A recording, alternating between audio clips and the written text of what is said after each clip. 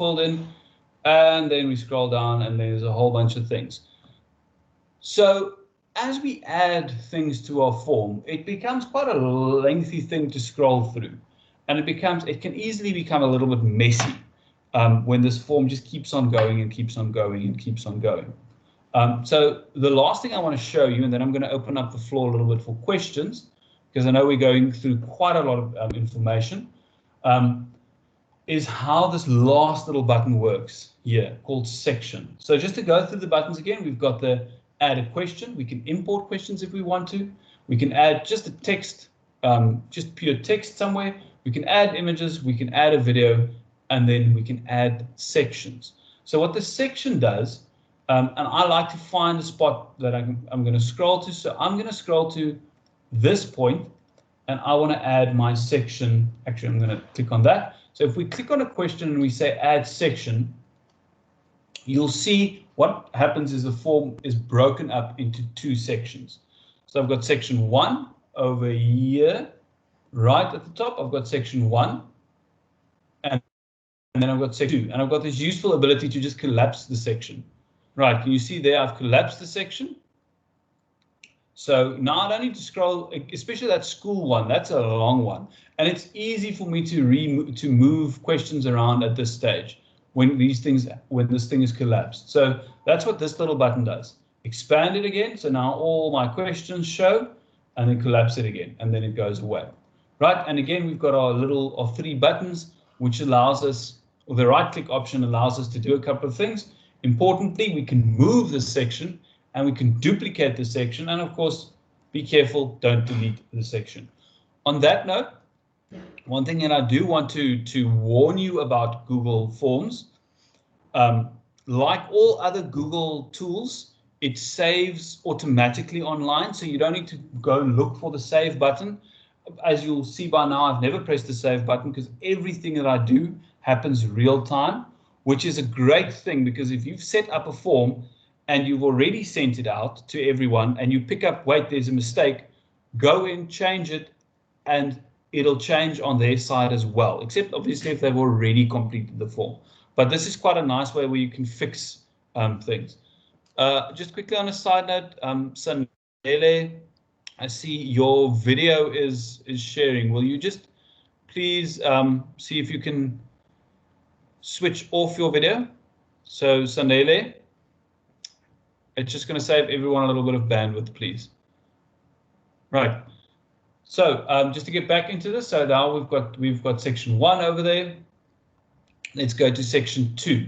So what's nice now is section 2.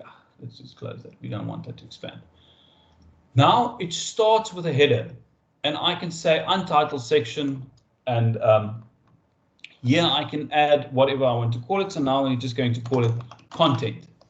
Gives me the same kind of details. I've got the option to add a description, and now I just have the rest of my things in here.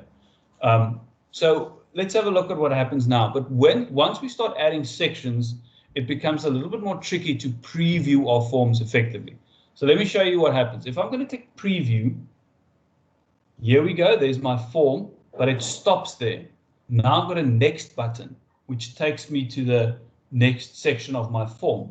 But have a look at what happens. If I click next, it doesn't allow me to go on because I actually first need to enter this information.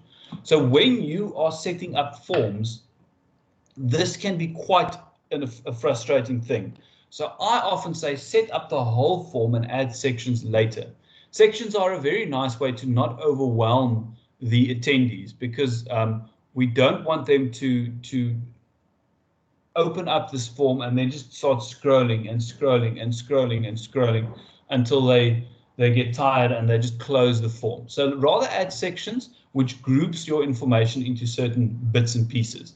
But again, it's a good idea to add these sections at the end, because obviously we're going to want to make a lot of our questions compulsory. So at the moment, I've only got name that is compulsory, but let's say I want to add surname needs to be a required question as well. We're going to change a couple of these things. We want to make this very long list. We're not going to make that required, but this we want to make required, and this one we want to make required as well. So this becomes a And now if I'm going to preview my form, in order to look at what my second section looks like, I actually first need to complete everything.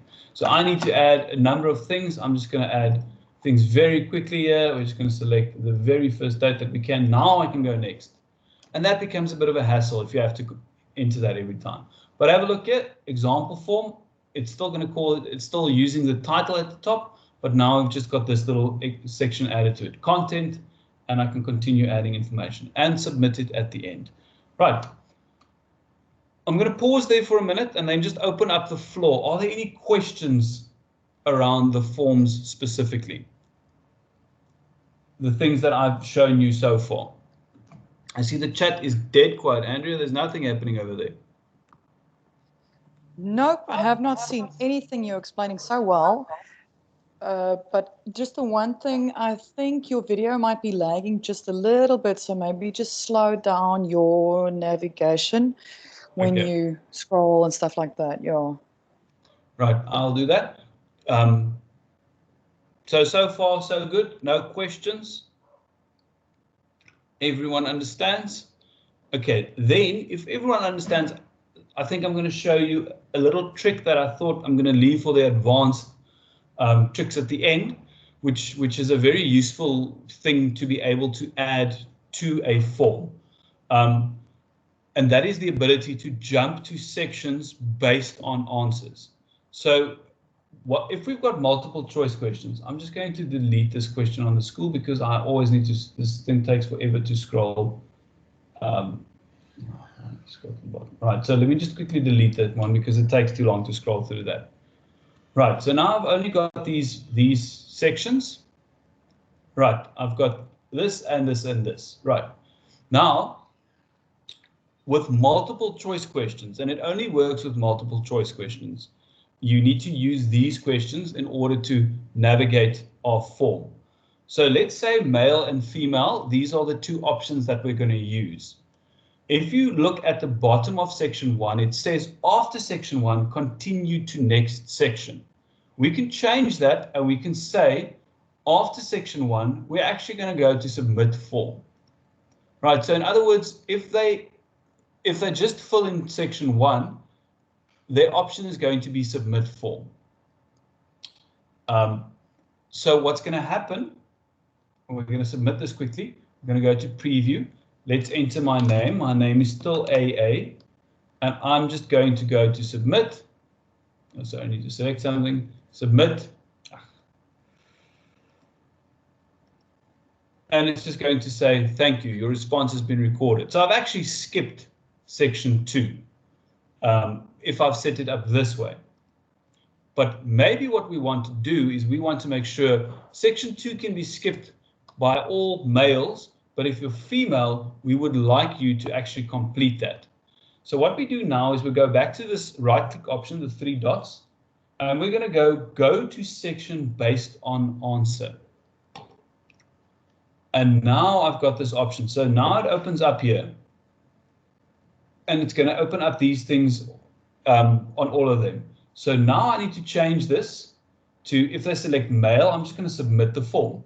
If they select female, I will go to section 2. And if they select other, I'll also go to section 2. So what this does is it gives me the option to kind of create a navigational tree. Why is this useful? A simple example, if you need to collect information from both the learners and the parents, but you want to have kind of the same information, but it needs to branch off a little bit, then you just add one of these questions, and that will make sure that you either go to section 2. So just to give you a sense, we're going to change this to content for females. And we'll go right to the bottom, and I'm going to add a section, and I'm going to call this content for males. And I'm just going to add a little thing here. You are here because you said you are a male. Right. So there's section 3 is content for males. Section 2 is content for females. So you can do this in a number of different ways. So for example, in a quiz environment, you can ask them the first question, how would you rate your expertise on the subject, as an example. And then if they say good, it takes them to a certain set of questions. If it says average, it takes them to this set of questions. Or you can say, how much help do you need? And if it says they need a lot of help, it'll take them to the whole form. If it says just a little bit, it'll take them to a small part of the form. And I've seen people do amazing things with Google Forms based on this. The whole kind of you navigate your own way based on your own answers, finding the kind of things that you want to find, which becomes an incredibly interesting and engaging experience for learners once you start doing that. So let's just go back to this question that we have. So over here, we've got, if they're going to select female, they're going to go to content for females. If they're going to select male, they're going to go to content for males. And if they're going to select other, we're just going to submit the form, because then they're not going to go to either one of those. So let's see what this actually does in practice. I'm going to say preview. We'll get to this point. We're just going to say our name is again this and this. Now we're going to say male, select the birth date, and say next. And you'll see now I've gone here, content for males. You are here because you said you are a male. Because there are no questions, it's just going to ask me to submit. If we press back, we can say female, we're going to say next, and here we get to the content for females.